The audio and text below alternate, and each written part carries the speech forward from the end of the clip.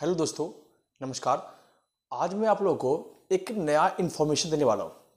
आज के दिन में हम जानते हैं कि वित्त मंत्री निर्मला सीतारमण ने बजट पेश किया है और ये बजट जो है हमारे लिए काफ़ी ज़्यादा ही महत्वपूर्ण रहता है जानने के लिए।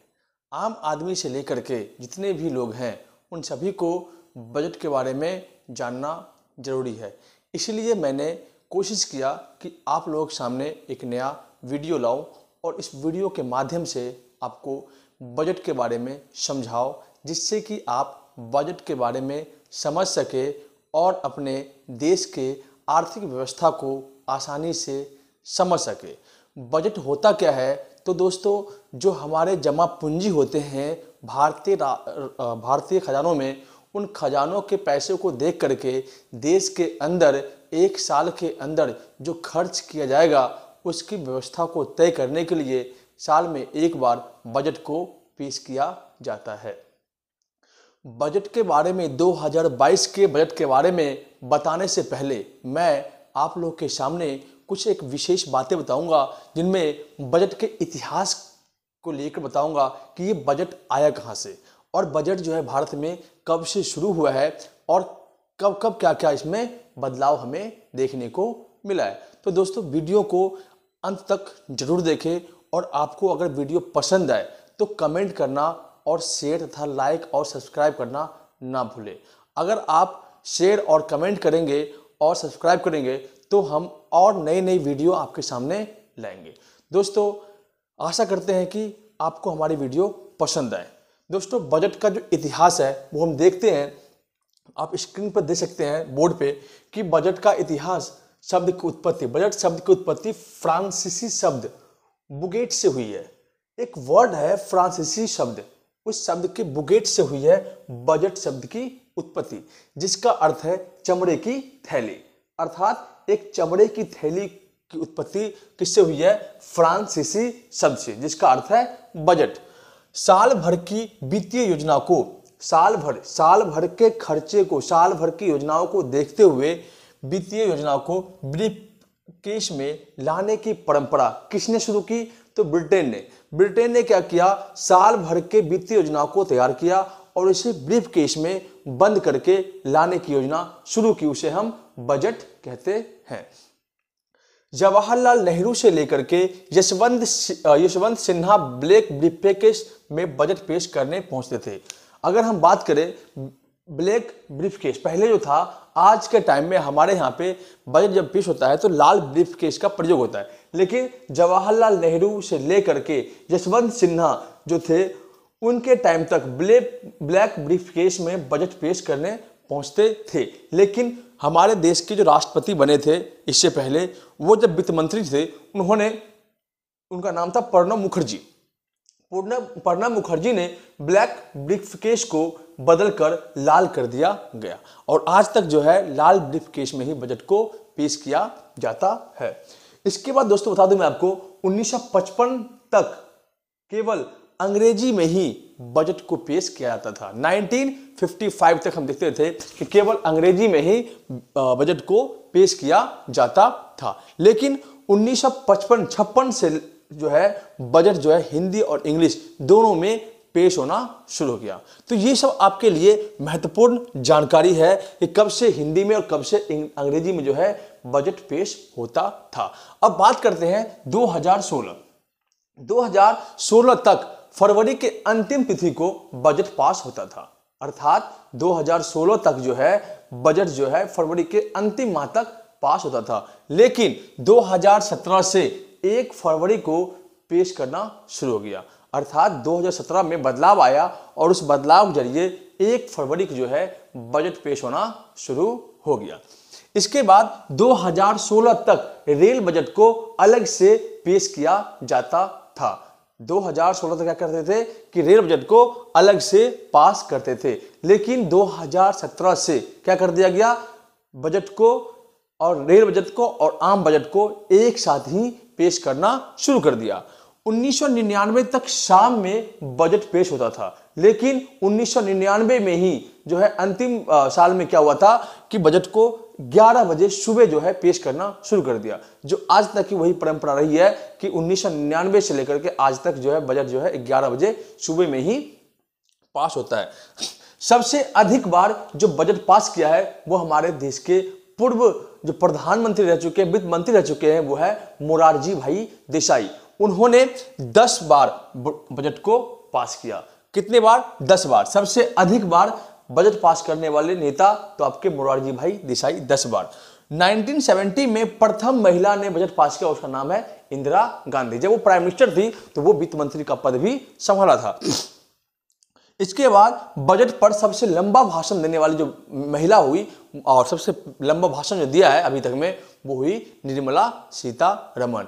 और पहली बार निर्मला सीतारमण के वित्तीय कार्यकाल में ही हम देखते हैं कि पेपरलेस बजट जो है पेश हुआ है। ये आपका ऐतिहासिक महत्व जो है आपको समझना है कि बजट को किस तरह से समझा जाए। तो ये आप ऐतिहासिक परिवेश को देख करके आप बजट को आसानी से समझ सकते हैं। आइए हम अब 2022 के बजट को देखते हैं।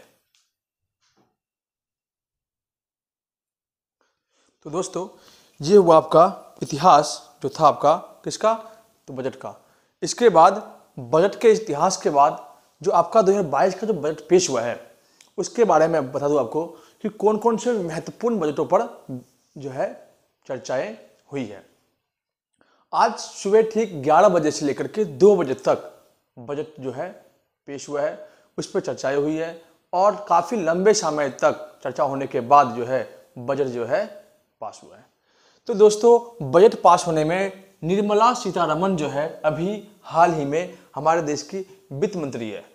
निर्मला सीतारमण के सहयोग में जिन व्यक्तियों ने उनका सहयोग दिया और उनके आधार पर बजट पास हुआ है वो सभी अधिकारी यहाँ पे है, जिनमें doctor TB. Somanathan. Doctor TB. Somanathan एक आईएएस अधिकारी है जो निर्मला सीतारमण के अंदर रह करके उनके अकॉर्डिंग जो है काम करवाया है।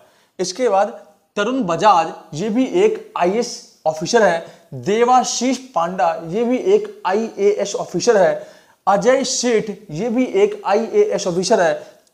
तुहिन कांत सेठ, ये भी एक आईएएस ऑफिसर है। जितने भी इनमें 5 सदस्य निर्मला सीतारमण का साथ दिया है बजट पास होने में, उनमें ये पांचों एक आईएएस ऑफिसर के रैंक के व्यक्ति है, जिनमें अजय सेठ के जो आपके शब्दों को जो निर्मला सीतारमण ने बजट में रखा है। तो शब्द किसने दिया? तो अजय सेठ ने।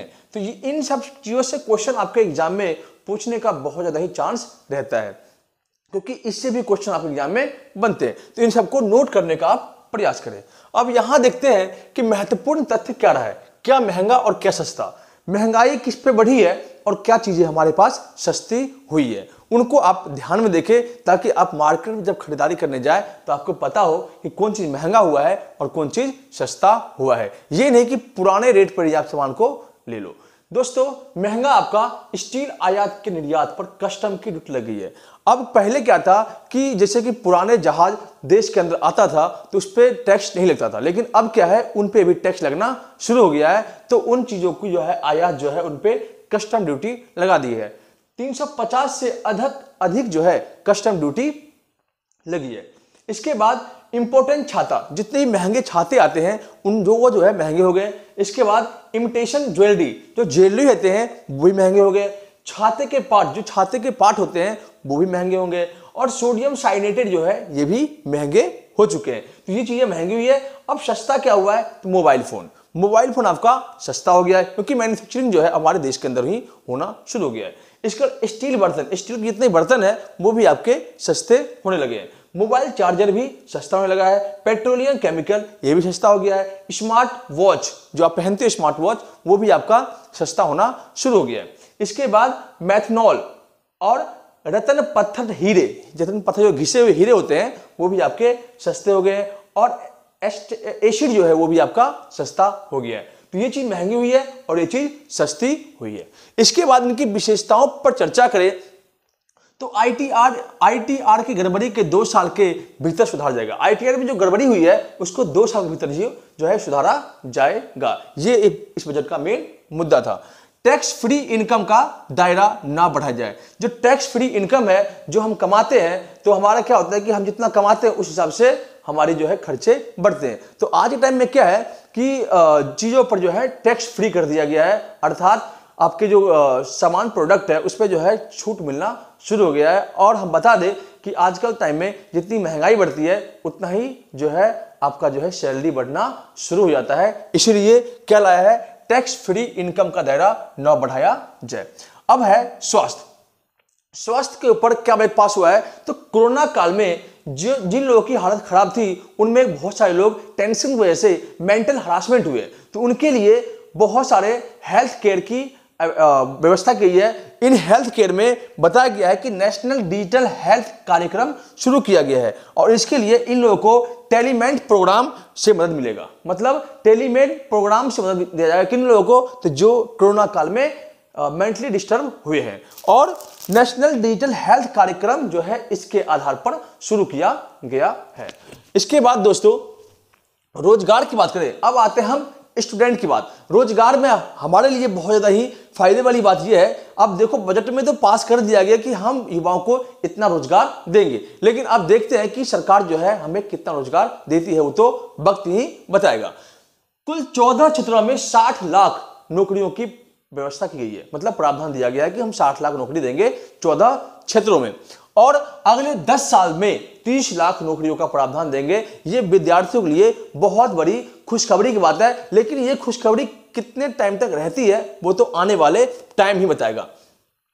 सेना की बात करें तो सेना में जो बजट पास हुआ है वो हुआ है 5.25 लाख करोड़ बजट। अब तक का सबसे अधिक बजट पास हुआ है किस पे, सेना पे, 5.25 लाख करोड़। इसके बाद 4.78 लाख करोड़ का बजट पिछले साल पास हुआ है, मतलब पिछले साल के मुकाबले इस बार सेना के ऊपर कुछ अच्छा ही खर्च किया जा रहा है ताकि देश की जो है आर्मी स्ट्रांग हो। अगर हम सेना की बात करें तो रक्षा उपकरण जो है अब हमारे देश में ही डीआरडीओ जो बनाएगा वो बनाएगा, क्योंकि मोदी जी हमारे जो है रक्षा कमांड को अपने अंदर लिया है। अगर बात करें जितने भी आपका इसरो हो गया और रक्षा जो आपका डीआरडीओ हो गया के मोदी जी के अंदर ही है, तो रक्षा उपकरण जो है देश में ही बनाया जाएगा। और इसके अलावा 2.9% अगर हमारी जीडीपी की बात करें तो जीडीपी का 2.9% जो है किस पे खर्च होता है, तो आपका रक्षा पर खर्च होता है। और अगर हम दुनिया में बात करें तो दुनिया में सेना पर खर्च करने वाला अमेरिका सबसे नंबर 1 देश है, दूसरे नंबर पर आपका चाइना है, तीसरे नंबर पर हमारा इंडिया है। इंडिया और चाइना के बीच टक्कर चल रहा है कि अब शायद आने वाले टाइम में इंडिया जो है नंबर 1 पे पहुंच जाए। इसलिए हम देखते हैं कि सबसे स्ट्रांग आर्मी यूएस की है, सेकंड में चाइना की, और थर्ड में हमारी आर्मी सबसे स्ट्रांग आर्मी मानी जाती है। इसके बाद यूएस की बात करें तो यूएस के जीडीपी में से 3% जो है रक्षा बजट पर वो खर्च करता है। और इंडिया के बाद आपका रशिया, फिर इसके बाद यूके, फिर आपका जापान आता है, लास्ट में आपका पाकिस्तान आता है जो सबसे कम खर्च करता है सेना पर। इस कारण से सेना आज भी उसकी रो रही है। आगे महत्वपूर्ण तथ्य हैं उनके ऊपर मैं आपको बताता हूं, वीडियो पर बने रहिएगा। तो दोस्तों ये आपका हो गया जिनमें मैं आपको बता दूं। और तो इतने बजट के और अलावा और बजट आपका जिसमें आपका क्रिप्टो करेंसी है।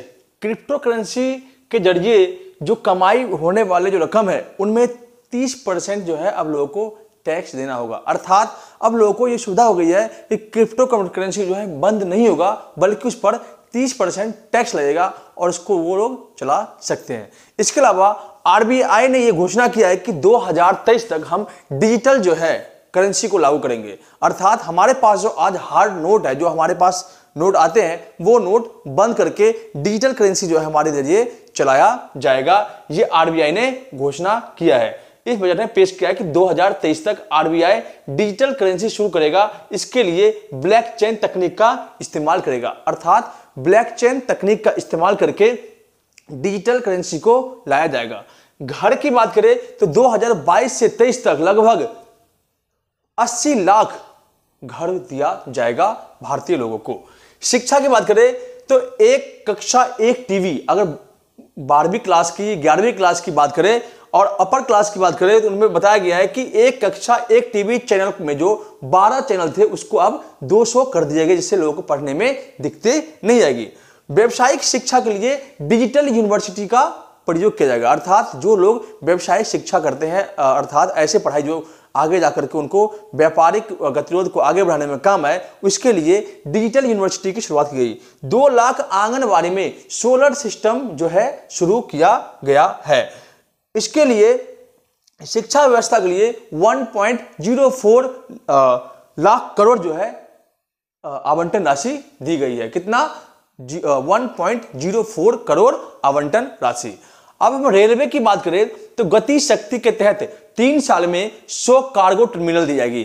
कितनी टर्मिनल? 100 cargo terminal. योजना कौन सी है? गतिशील योजना। ये आप ध्यान रखेंगे, ये योजना कौन सी है? गतिशील योजना। इसके अलावा 3 साल में 400 नई पीढ़ी वंदे भारत ट्रेन दी जाएगी। 3 साल में 400 नई पीढ़ी वाले वंदे भारत ट्रेन दी जाएगी। 200 किलोमीटर रेल नेटवर्क कवच तकनीक कवर होगा और 2000 किलोमीटर रेल नेटवर्क कवच जो है तकनीक कवर की जाएगी। और इसके अलावा 1 स्टेशन 1 प्रोडक्ट का इस्तेमाल किया जाएगा। अर्थात ये तय किया गया है रेलवे विभाग के लिए कि जितने भी स्टेशन है, बड़े बड़े स्टेशन, वहां पे जो चीज फेमस है उस प्रोडक्ट को आगे बढ़ाया जाएगा। जैसे बिहार के अंदर हाजीपुर में लीची केला फेमस है, उस केले को आगे बढ़ाया जाएगा। जिस तरह से मुजफ्फरपुर में लीची फेमस है, उस तरह से इसी तरह से कहीं कहीं चाय फेमस है, वो बनाया जाएगा। तो उस तरह से 1 स्टेशन पे 1 प्रोडक्ट को के स्कीम को लाया गया, अर्थात उसको आगे बढ़ाने का मौका दिया जाएगा। अगर पर्वतमाला की बात करें, जो हिल एरिया है, हिल एरिया में रोड लाइन बिछाने का काम किया जाएगा और इसके तहत पीपी टैक्स, पीपीटी मतलब जो प्राइवेट लोग जो है वो बनाते हैं, रोड बनाते हैं, वो जो है वो टोल टैक्स लेंगे। अर्थात जो हम यहाँ पे अपने जैसे कि हम जाते हैं, अगर यमुना एक्सप्रेस पे जाए या मथुरा एक्सप्रेस पे जाए, तो हमारे यहाँ पे टोल टैक्स लगता है पूरे भारतवर्ष में, लेकिन पर्वतमालाओं में जब जाते हैं टोल टैक्स नहीं लगता है। लेकिन अब जो है इस योजना के तहत पर्वतमालाओं में जाने वाले व्यक्तियों को भी टोल टैक्स देना पड़ेगा पीपी के अकॉर्डिंग। किसान की बात करें तो डिजिटल ऑर्गेनिक फार्मिंग शुरू की जाएगी। डिजिटल सर्विस के तहत ऑर्गेनिक फार्मिंग की शुरुआत करनी होगी और एमएसपी के तहत 2.37 लाख करोड़ किसान के खाते में जाएंगे। अर्थात एमएसपी के तहत जो है भारत सरकार जो है 2.37 लाख करोड़ जो है किसानों के खाते में डायरेक्टली पैसे पहुंचाएंगे और 1000 LMT धान का अनुमान आगे लगाया गया है।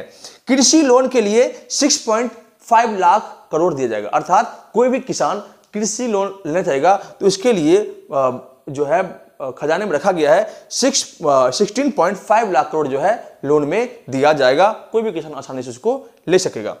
22 फल और सब्जियों का जो स्टॉक किया जाएगा उनमें 50% का अनुदान दिया जाएगा। इसके अलावा फिशिंग हार्बर जो होते हैं, फिशिंग करने का जो हार्बिंग जो है उसको भी आगे बढ़ाया जाएगा और 40,000 करोड़ का एग्रीकल्चर प्रोडक्शन को आगे बढ़ाया जाएगा। ये बजट जो है इनमें पास किया गया है, तो इनको आप नोट करने का प्रयास करें। कुछ और बजट है वो मैं अभी आपको बताता हूं।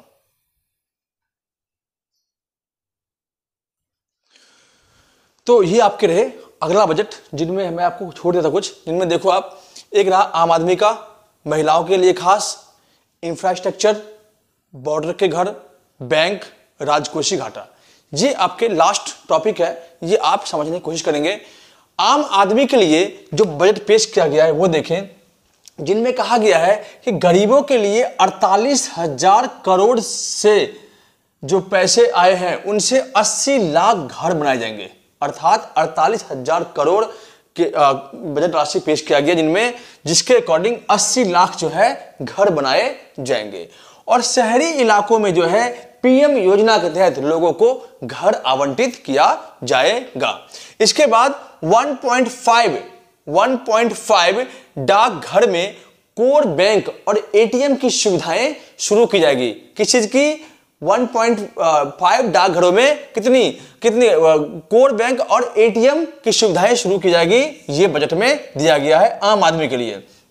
इसके बाद महिलाओं के लिए सबसे खास बात यह है कि महिलाओं के लिए पॉलिश किए गए हीरे सस्ते मिल रहे हैं। अर्थात महिलाओं के लिए पॉलिश किए गए हीरे आपको सस्ते मिलेंगे और रत्नों पर जो सीमा शुल्क लग रहा था उनमें जो सीमा शुल्क काट कर बचाया गया वो 5% बच गया मात्र। मतलब अब जो सीमा शुल्क लगेगा, जो बहुमूल्य सामानें होती थी उन पे आभूषणों पर मात्र 5% टैक्स लगेगा। इसके अलावा मिशन शक्ति और मिशन वात्सल्य योजना की शुरुआत भी इसके तहत महिलाओं के लिए की गई है। ये बहुत महत्वपूर्ण ध्यान देने वाली बात है। इससे कई बार क्वेश्चन आते हैं कि वात्सल्य योजना मिशन शक्ति किसके लिए है, तो महिलाओं के लिए खास है।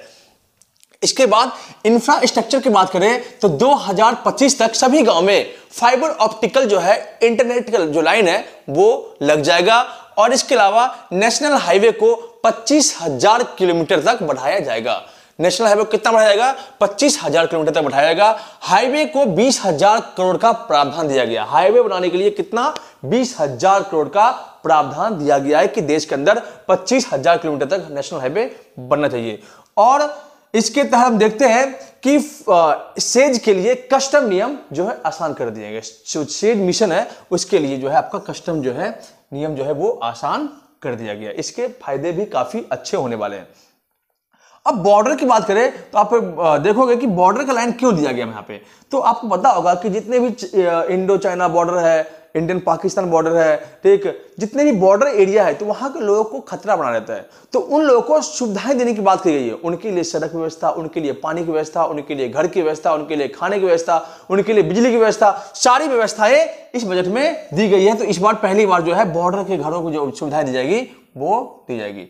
अब बैंक की बात करें तो राज्यों को 1 लाख करोड़ का आर्थिक मदद दिया जाएगा। मतलब प्रत्येक राज्य को 1 लाख करोड़ का आर्थिक मदद दिया जाएगा। इसके आधार पर कुल 28 राज्य और कुछ केंद्र शासित प्रदेश है, कुल मिलाकर के 37.7 लाख करोड़ का जो है खर्च का अनुमान लगाया गया है इस साल के बजट में। इसके अलावा राज्यों में जो है सभी जगह पे 5G सर्विस जो है 2022 तक शुरू कर दी जाएगी। अर्थात 2022 तक जो है 5G जो है कार्यक्रम शुरू कर दिया जाएगा। अब राज्य का कोषीय घाटा, अब इतना सब कुछ हो गया है तो लास्ट में यही बता दिया गया है कि इस बार जो है इतना खर्च करने के बाद राज्य कोषीय घाटा जो रहेगा वो 6.9% रहेगा। अर्थात लगभग बताया गया है कि 6.9% का घाटा रहेगा। अगर जीडीपी की बात करें, ग्रोथ करेगा तो 9.2% हमारा जीडीपी रहेगा। तो ये इतने आपको समझ में आने चाहिए क्योंकि पूरा आपका जितने 11 बजे से लेकर के 2 बजे तक जो बजट पास हुआ था वो सारे बजट आपको मैंने लिख दिया है। आशा करते हैं कि आपको ये वीडियो पसंद आया हो और आई होप कि मैं जानता हूं कि आप इनको लिखने का प्रयास करें। इससे जुड़े हुए जितने महत्वपूर्ण क्वेश्चन बनते हैं वो आपके एग्जाम में आएंगे। और इस चैनल को सब्सक्राइब और शेयर करना ना भूलें, इससे मुझे आप मोटिवेट करते हुए नजर आएंगे और मैं आपके लिए और अच्छे वीडियो बनाते हुए जाऊंगा। धन्यवाद।